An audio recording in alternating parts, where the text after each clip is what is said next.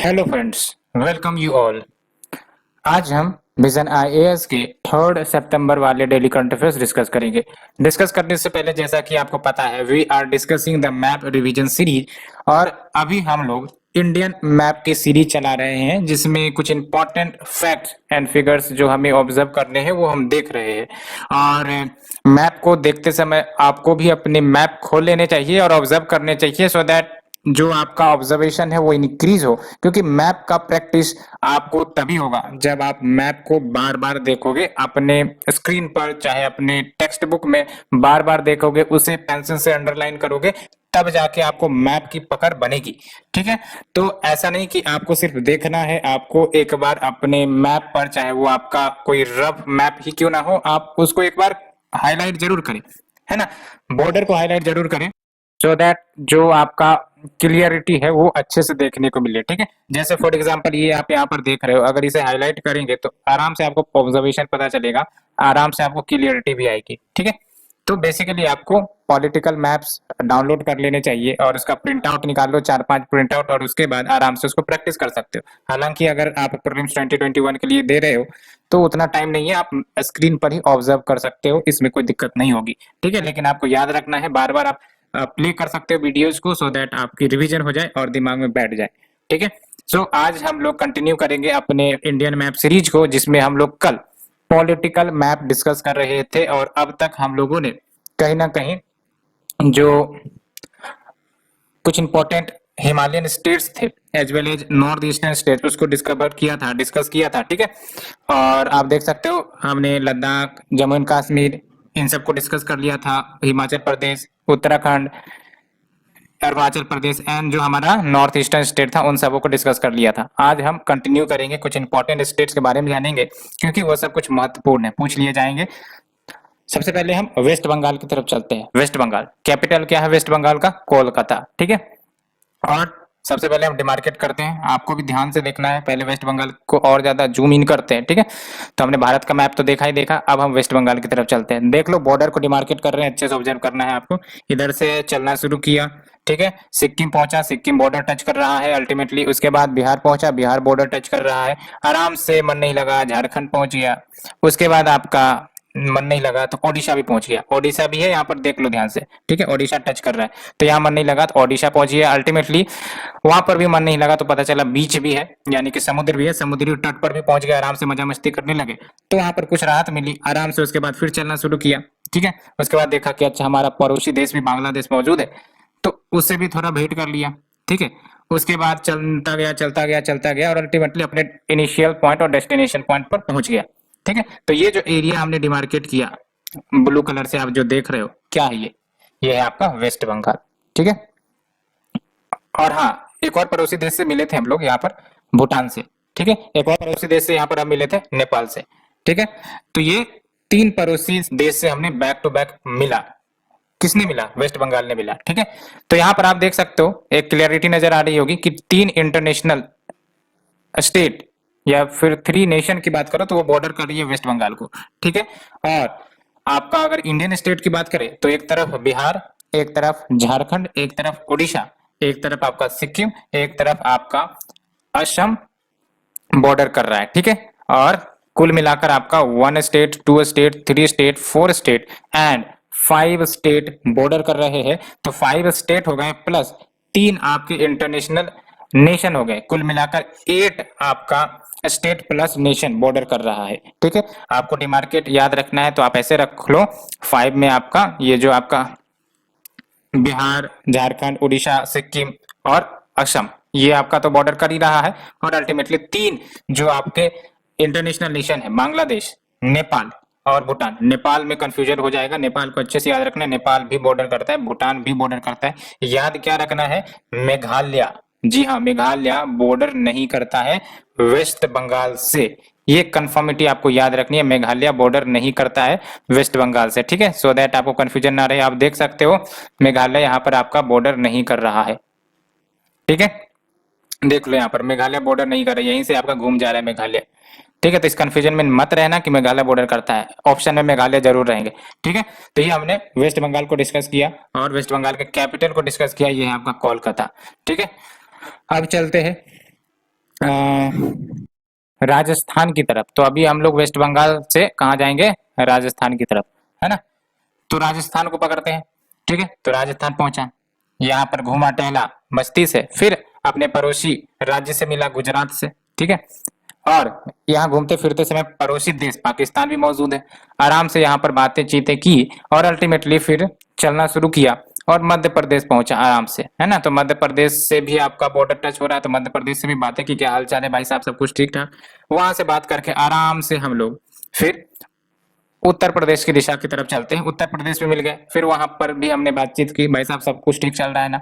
हाँ, तो सब कुछ ठीक चल रहा है। अल्टीमेटली वहां से भी बातचीत करके अपना आराम से हरियाणा की तरफ पहुंचे और हरियाणा से बातचीत करके पंजाब की ओर पहुंचे और अपने डेस्टिनेशन के पास पहुंच गए, ठीक है। और ये बना आपका राजस्थान। तो आप देख सकते हो राजस्थान में आपके एक ही इंटरनेशनल कंट्री है जो कि हमारा मुल्क देश पाकिस्तान, है ना। तो एक पाकिस्तान है आपका, बाकी सब आपके इंडियन स्टेट्स ही हैं जो बॉर्डर कर रहे हैं राजस्थान को। तो कितने इंडियन स्टेट्स बॉर्डर कर रहे हैं आप देख लो। गुजरात एक हो गया, मध्य प्रदेश दूसरा, ठीक है, और उत्तर प्रदेश तीसरा, चौथा आपका हरियाणा, पांचवा आपका पंजाब, ठीक है। तो पांच राज्य राजस्थान से बॉर्डर कर रहे हैं और एक देश दैट इज पाकिस्तान वो आपका राजस्थान से बॉर्डर कर रहा है। तो ये आपका पॉलिटिकल मैप क्लियर हो गया होगा राजस्थान एंड आपका वेस्ट बंगाल को लेकर, ठीक है। अब चलते हैं गुजरात से भी बात कर लेते हैं। गुजरात अल्टीमेटली अब हम लोग कहाँ जाएंगे, राजस्थान से अब लोग हम पहुंचते हैं गुजरात की तरफ। तो फ्लाइट पकड़ा मस्ती से और खाना पीना खाया फ्लाइट में बैठ के और अल्टीमेटली अब गुजरात उतर गए हैं। अब गुजरात पर हम लोग टहलना शुरू करेंगे।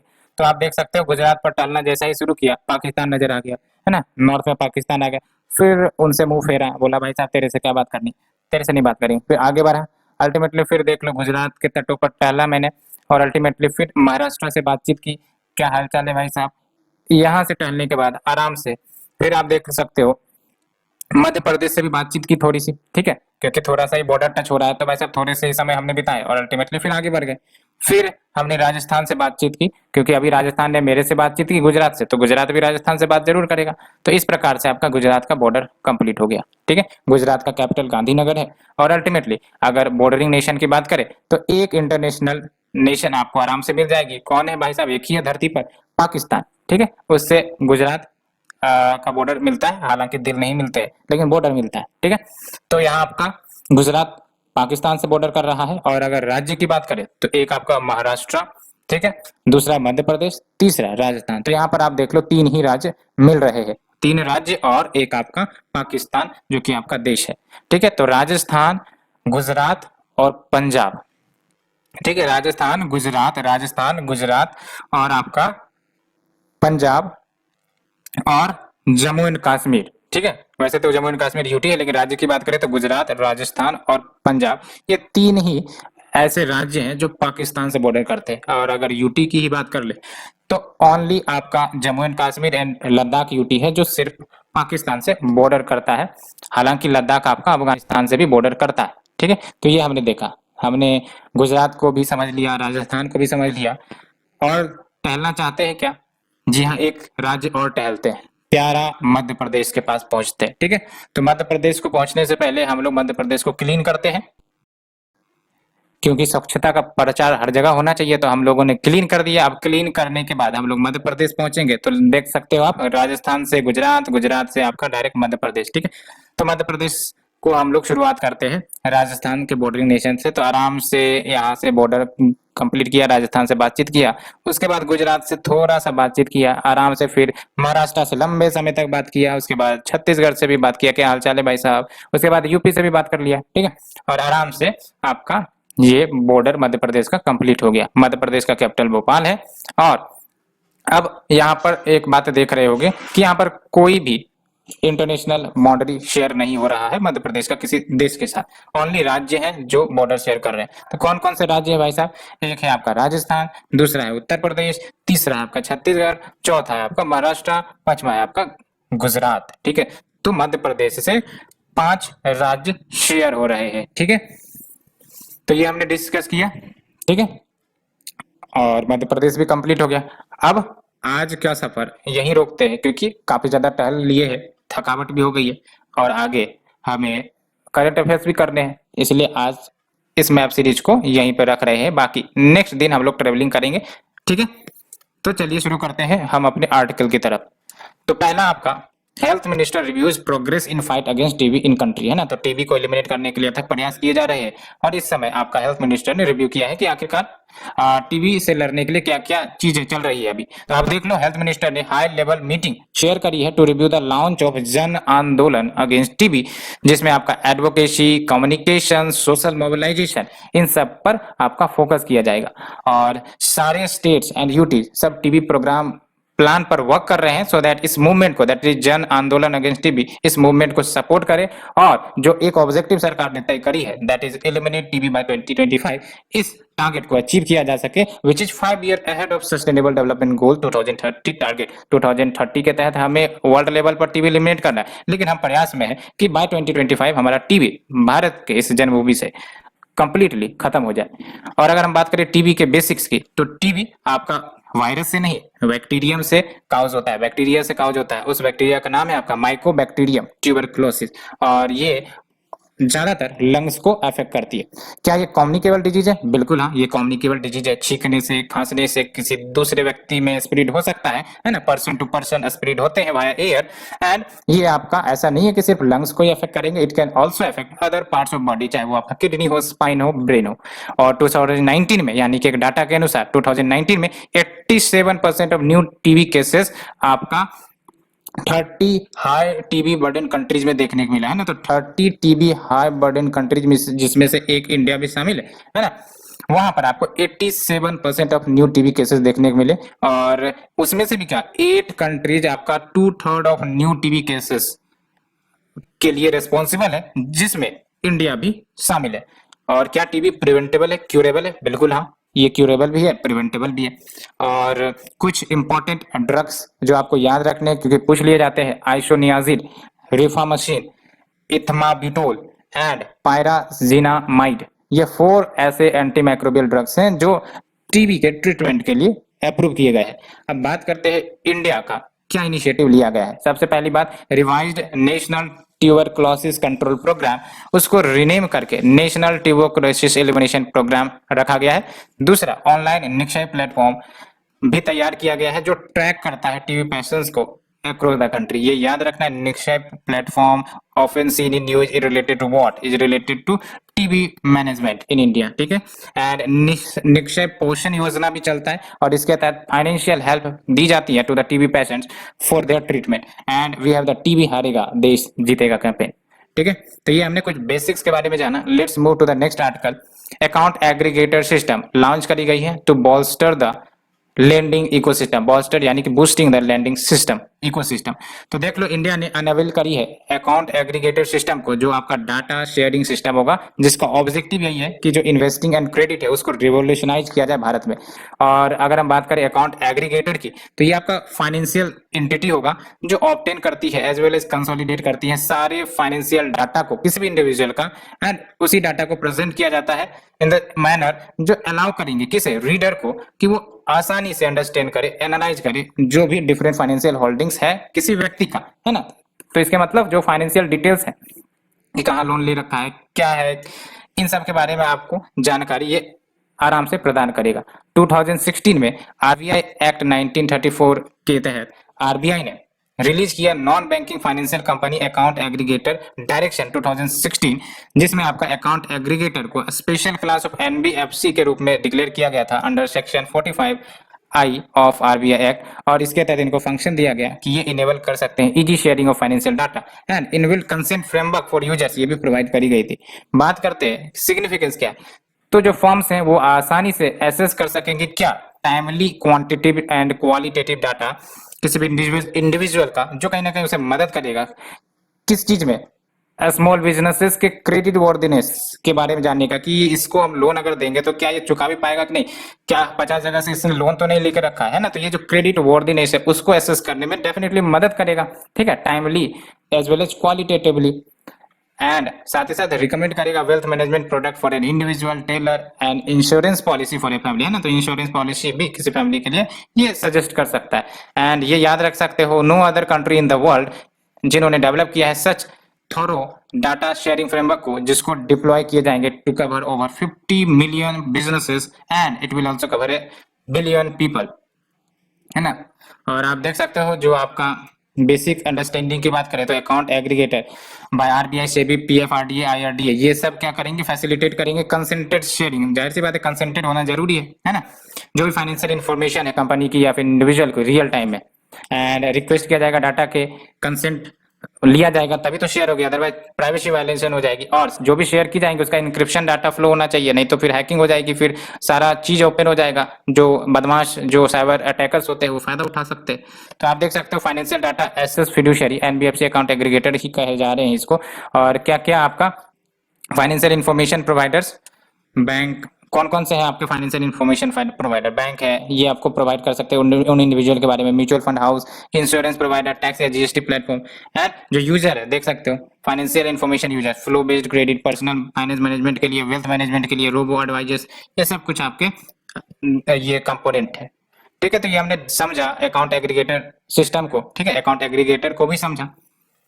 Next, we move to the Parliamentary Standing Committee on Finance to discuss separation of debt management function from the RBI। तो बेसिकली ये चर्चा में कि क्या आरबीआई का डेप्ट मैनेजमेंट फंक्शन को सेपरेट कर देना चाहिए, अगर करा जाएगा तो फिर क्यों, क्या जरूरत है, क्या कुछ चैलेंजेज है वो भी आएंगी, देखते हैं हम, है ना। तो देख सकते हो द आइडिया ऑफ सेपरेटिंग डेप्ट मैनेजमेंट फ्रॉम आरबीआई, ये आपका फाइनेंस बिल 2015 में ही प्रपोज कर दिया गया था and also by RBI. RBI ने खुद भी बोला था इन इट्स एनुअल रिपोर्ट 2001 वाले रिपोर्ट में, है ना, एज पब्लिक डेप्ट management agency which requires amendment to the RBI act. तो जाहिर सी बात है अगर कुछ करना है तो आरबीआई एक्ट में संशोधन करना पड़ेगा। तो अगर हम बात करें पब्लिक डेप्ट मैनेजमेंट एजेंसी की, तो ये क्या करते हैं, जो भी इंटरनल लायबिलिटीज है या फिर एक्सटर्नल लायबिलिटीज है किनका, सेंट्रल गवर्नमेंट का, उसको होलिस्टिक मैनर में मैनेज करता है, साथ ही साथ एडवाइस भी करता है on such matters in return for फी। जाहिर सी बात है इतना सारा काम करेगा तो फीस तो वसूली ही जाएंगी, अदरवाइज फिर ये फ्री सर्विसेज देने के लिए तो बैठी नहीं है।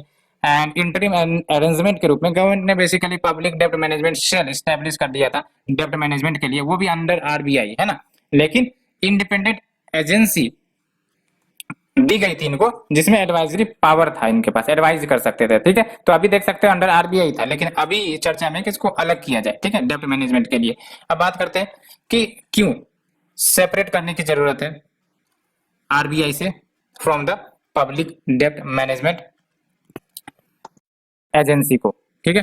तो पहली बात तो to bring together all government borrowings under one roof, to encourage wider institutional reform जो स्ट्रेंथन करेंगे बॉन्ड मार्केट को, साथ ही साथ सबसे इंपॉर्टेंट बात ट्रांसपेरेंसी भी लाई जाएंगी अबाउट पब्लिक डेप्ट, जो इफिशिएंट सिस्टम के लिए काफी जरूरी होगी। साथ ही साथ to tap funds from larger pool of resources, and ये ग्लोबली एक्सेप्टेड प्रैक्टिस है, यानी कि ग्लोबल लेवल पर देखा गया है कि बहुत सारे देश इस प्रकार के मेथड को अपनाते हैं, सेपरेट किया जाता है ना। तो आरबीआई का काम आपका इधर चला जाएगा inflation and banking related matter, और ये जो पीडीएम एजेंसी होंगी जब ये इंडिपेंडेंट होंगी तो अल्टीमेटली अपना ये पब्लिक डेप्ट मैनेजमेंट का कार्य करेंगे, है ना। तो आरबीआई का वर्क ओवरलोड कम होगा और अल्टीमेटली इफिशियंसी आएगी, दोनों में देखने को मिलेगी। तो ये सब कुछ आपके पॉजिटिव है, ठीक है। अब बात करते हैं इश्यूज भी तो कुछ आ सकते हैं। पहली बात तो ये मार्केट वॉलेटिलिटी का डर आ सकता है ना, कैसे, क्योंकि रिस्पॉन्सिबिलिटी शिफ्ट होगी तो मार्केट में एक प्रकार से कंफ्यूजन रहेगा कि आगे क्या एक्शन लिया जा सकता है, क्या नहीं लिया जा सकता है, ये सब वॉलेटिलिटी रह सकती है।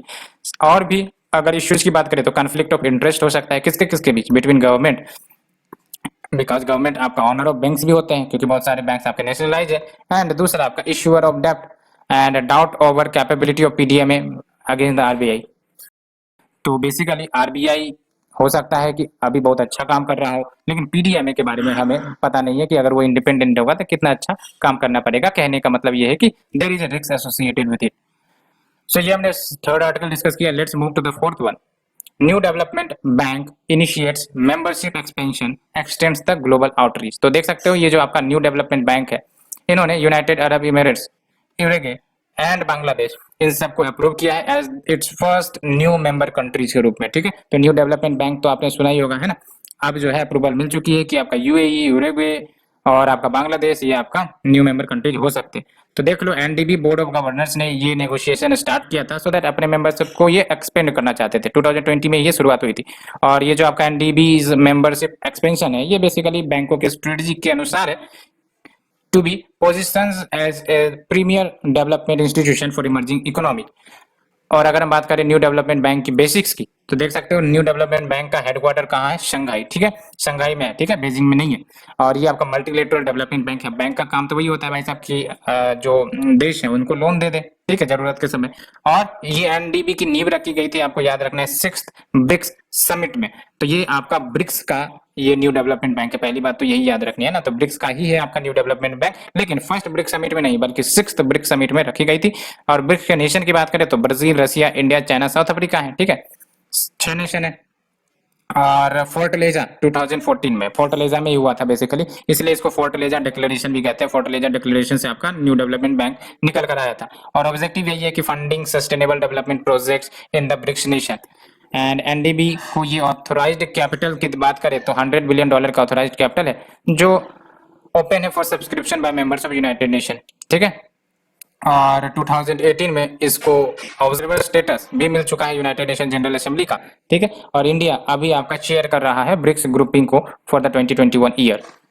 एंड एनडीबी याद रखना है डिफरेंट है एआईआईबी से, यानी कि एशिया इंफ्रास्ट्रक्चर इन्वेस्टमेंट बैंक से। ये तो आपका ब्रिक्स का है ना, एशिया इंफ्रास्ट्रक्चर इन्वेस्टमेंट बैंक, ये आपका दूसरा है, ठीक है। और आप देख सकते हो AIIB with China being its largest share holder, और ये आपका बीजिंग में लोकेटेड है ना। तो एआईआईबी में आप कंफ्यूजन मत रहना, ये आपका चाइना लार्जेस्ट शेयर होल्डर है और आपका बीजिंग में लोकेटेड है, लेकिन आपका एनडीबी जो है आपका वो ब्रिक्स का आउटकम है और अल्टीमेटली ये आपका शंघाई में लोकेटेड है, ठीक है। और अभी मेंबरशिप बढ़ाने की बात करी जा रही है, यूएई, उरुग्वे है, आपका बांग्लादेश है ना। और आपको भी पता होगा, देख सकते हो आप, ये जो मेंबरशिप है एनडीबी की, ये ओपन है for subscription by members of the United Nation, यानी कि यूनाइटेड नेशन के कोई भी मेंबर नेशन है तो वो आपका इसमें जुड़ सकते हैं एनडीबी में, ऐसा कोई रेस्ट्रिक्शन नहीं है। एंड आप देख सकते हो एआईआईबी मेंबरशिप की बात करें तो 103 कंट्रीज अब हो चुके हैं। ये क्वेश्चन आया भी है एआईआईबी के बारे में, ठीक है, तो ये फिर से आ सकता है। 103 कंट्रीज हो गए, यानी कि मोर देन 100 कंट्रीज शामिल हो चुके हैं एआईआईबी में। एनडीबी की बात नहीं कर रहे। किस किस सेक्टर में आपका जो न्यू डेवलपमेंट बैंक है वो फंड करता है, तो देख सकते हो clean energy project, transport infrastructure, multi theme, urban development, irrigation, water resources management and sanitaries, digital infrastructure, environmental efficiency, social infrastructure, कोविड-19 इमरजेंसी असिस्टेंस, ये हमने देखा, ठीक है। Next is your supreme court raises worry over fake news communal slant in social media. तो social media पर तो आपको पता फेक न्यूज की घटनाएं काफी ज्यादा चलती जा रही है और बढ़ती भी जा रही है। तो supreme court in the backdrop of hearing the player in the Tablighi Jamaat meeting in Delhi case lamented, यानी कहा है कि there is a lack of regulatory mechanism to enforce accountability to over the web portals and entities like the YouTube, जो fake news spread कराने में काफी बड़ा योगदान डाल रही है। और उसके कारण आपका होता क्या है, कॉमनली स्लैंटेड इन्फॉर्मेशन, यानी कि कॉमनली इनक्लाइंड इन्फॉर्मेशन डाल दी जाती है और फिर वो रुकने का नाम नहीं लेती, और ये धीरे धीरे जो आपके पीपल है उनके माइंड में चली जाती है। उसके कारण आपका जो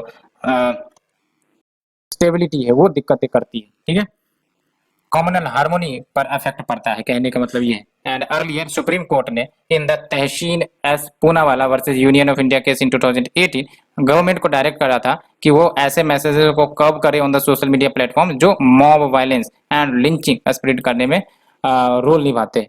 एंड सेंटर ने रिसेंटली इंफॉर्मेशन टेक्नोलॉजी रूल्स 2021 भी लेकर आया था to strike a balance between media's right to free speech and citizens right to correct information.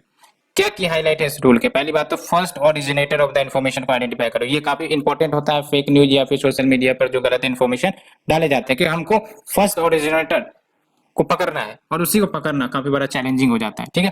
तो देख सकते हो कि हाईलाइट में क्या हो गया, identification of first originator of information would be required in case of offence which is related to sovereignty and integrity of India. And 3 level grievance reduction mechanism वो मैंडेट करी गई है। एंड सेंटर क्लेम्स दैट जो establishment है grievance reduction mechanism का for digital news publisher, ये आपका freedom of speech and expression को वायलेट नहीं करती है, किसका, डिजिटल न्यूज पब्लिशर्स का, बट सिर्फ मैकेनिज्म है अकाउंटेबिलिटी फिक्स करने का। तो ये हमने डिस्कस किया। Let's move to the shorter news. Deputy speaker for Lok Sabha, तो देख लो post of deputy speaker of Lok Sabha ये 830 दिनों से वैकेंट है। आप सोच सकते हो 830 दिन है, अप्रोक्स आपका 2.5 साल हो गया है ना। तो कहीं ना कहीं ये तो वायलेशन है आर्टिकल 93 ऑफ द कॉन्स्टिट्यूशन, क्योंकि पद तो खाली नहीं होने चाहिए, खासकर कॉन्स्टिट्यूशनल पद, इसलिए आपका न्यूज में आया है। और डेप्यूटी स्पीकर कि बेसिक की बात करें तो आर्टिकल 93 ऑफ द कॉन्स्टिट्यूशन इनके इलेक्शन की बात करता है, और यूजुअली ये डिप्टी स्पीकर इलेक्ट कर लिए जाते हैं जब भी आपका नए लोकसभा का फर्स्ट मीटिंग होता है after general election has been completed from amongst the member of Lok Sabha. ये याद रखना, from amongst the members of Lok Sabha. And by convention ये जो पोजीशन है डिप्टी स्पीकर की, ये अपोजिशन को ऑफर करी जाती है। याद रखना कन्वेंशन है, कोई जरूरी नहीं है कि अपोजिशन को ही सौंप दी जाएगी, कभी कभी आपका रूलिंग पार्टी से भी हो सकता है, लेकिन कन्वेंशन है, कन्वेंशन टूट भी सकता है, ठीक है। And they act as presiding officer अगर there is the absence of speaker due to death, illness, है ना, तब आपका ये प्रिसाइडिंग ऑफिसर के रूप में ऑपरेट करेंगे। Next is your journalist welfare scheme. And ministry of information and broadcasting ने कंस्टिट्यूट किया एक committee to review the existing guidelines on JWS यानी कि जर्नलिस्ट वेलफेयर स्कीम।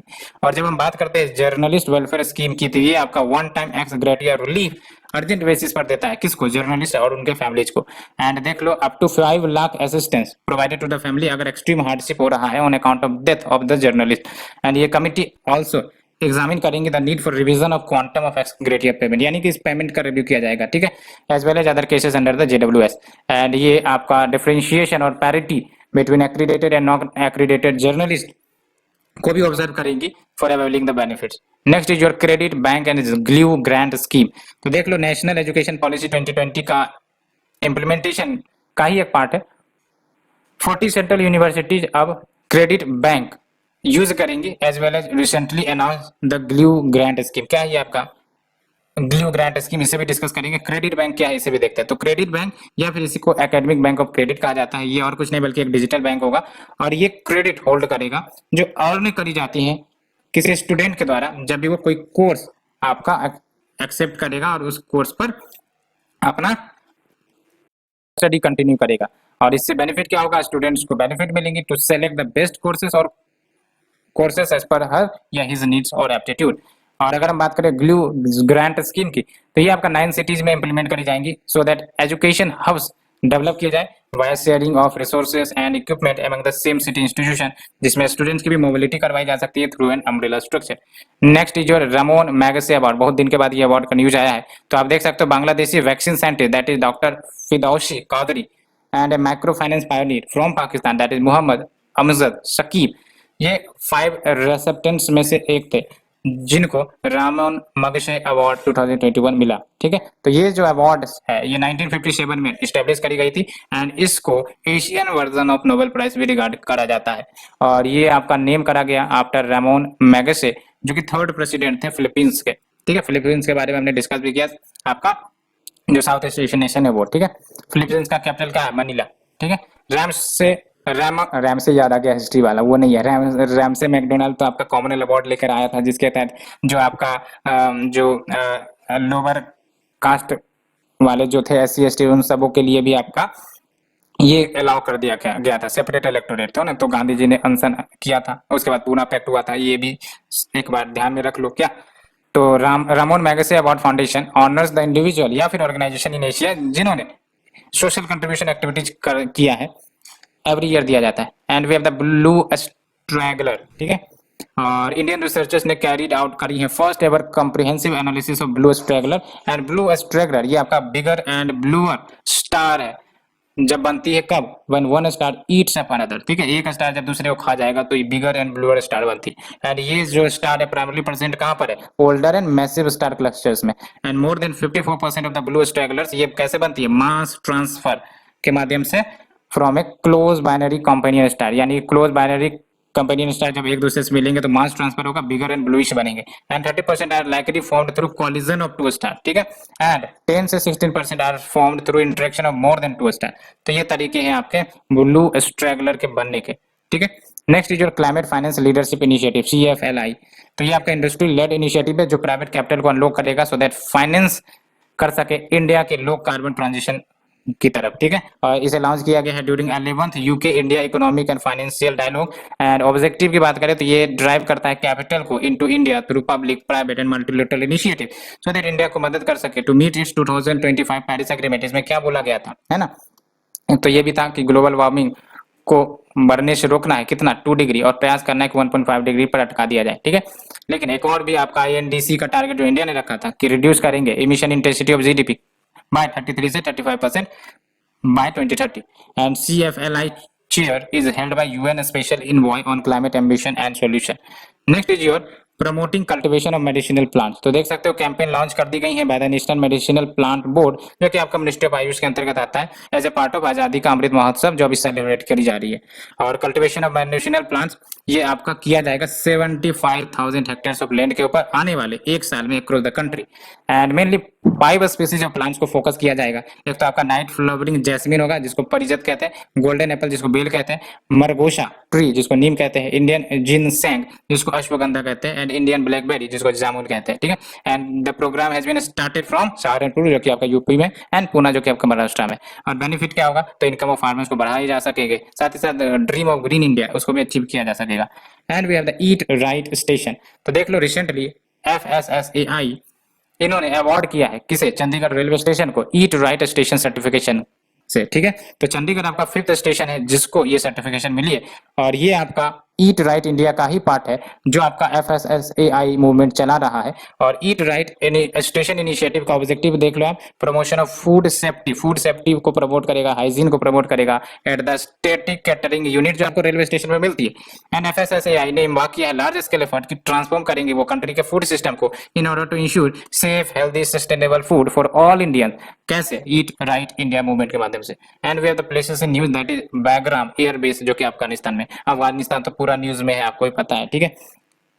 और ये जो बैग्राम एयरबेस है अफगानिस्तान में, ये सबसे पहले सोवियत के द्वारा बिल्ट किया गया था। एंड बैग्राम एयरबेस ये आपका लार्जेस्ट एयरबेस था यूएसए का अफगानिस्तान में लगभग 20 सालों के लिए, because of the proximity to the Kabul. And Nikki Haley जो कि फॉर्मर यूएस इनवॉय रह चुके हैं यूएन के, इन्होंने क्लेम किया कि चाइना वो आपका स्टेप्स ले रहा है टू ऑक्युपाई द बैग्राम एयरबेस। एक बार ये यूएसए के द्वारा ऑक्युपाई किया गया था। आप देख सकते हैं in case of aerial warfare China can use it against India. जाहिर सी बात है चाइना का काम ही धरती पर है to overcome the strategic disadvantage it suffers due to great heights of Tibet on India China border. Height ज्यादा है ना, फिजियोग्राफी जो है अफगानिस्तान की पहाड़ी रीजन है, हाइट ज्यादा है, एयरबेस अगर ऊपर होगा तो ये कहीं ना कहीं भारत के नुकसान है क्योंकि ये भारत के लिए ये यूज कर सकता है चाइना, ठीक है। तो ये है आपका, तो आज हमने डिस्कस किया overall the articles and hope आपको पसंद आई होगी। पसंद आ रही है तो प्लीज लाइक से सब्सक्राइब जरूर करें। Thank you very much.